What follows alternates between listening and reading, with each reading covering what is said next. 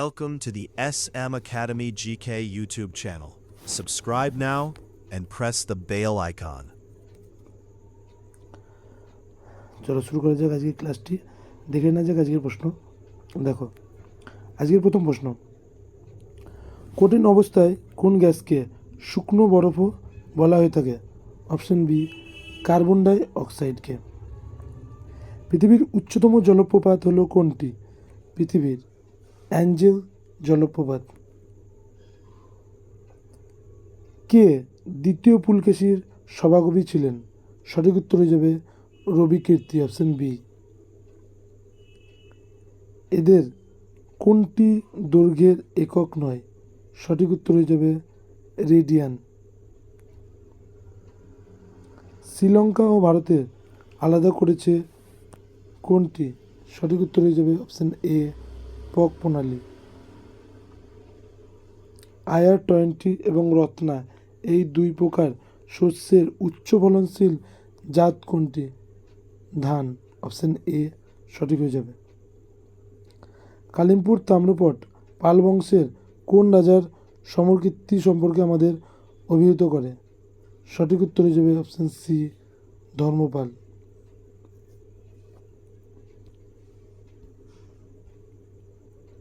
Next, রাংঝাল যে দুটি ধাতুর সংকর তা হলো টিন ও সীসা, অপশন বি সঠিক হয়ে যাবে।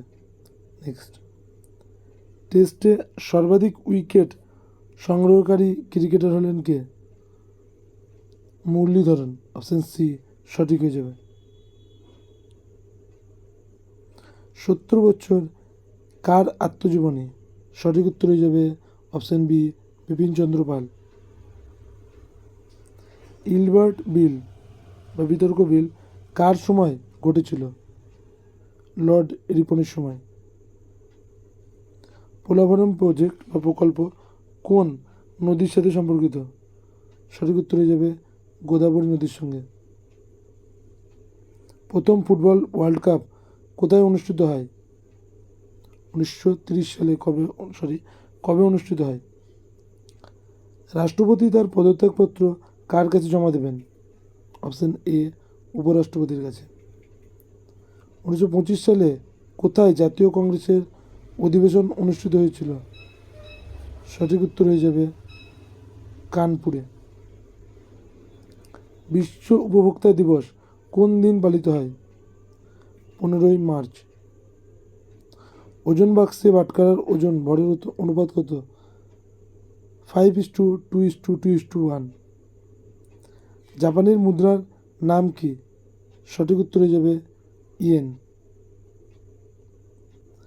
TSH হরমোনের উৎপত্তিস্থল হল কোনটি? Pituitary, option C. লজ্জাবতী উদ্ভিদে যে চলন দেখা যায়? সিসমোনাস্টিক চলন, অপশন ডি। প্রথম চাকা আবিষ্কৃত হয় মেসোপটেমিয়া সভ্যতায়। পঞ্চনদীর দেশ নামে অভিহিত হয় পাঞ্জাবকে।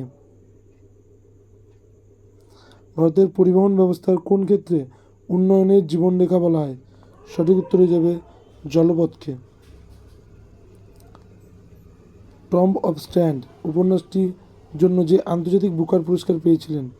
সঠিক উত্তর হয়ে যাবে অপশন বি গীতাঞ্জলি শ্রী। আজকে শেষ প্রশ্ন দেখে নাও, বর্তমানে ভারতের নাগরিকদের পালনীয় মৌলিক কর্তব্যের সংখ্যা কত? সঠিক উত্তর হয়ে যাবে 11টি। আজকের এই সেকশনটি এখানে শেষ করছি। সকলে সুস্থ ভালো থাকবে। Thank you.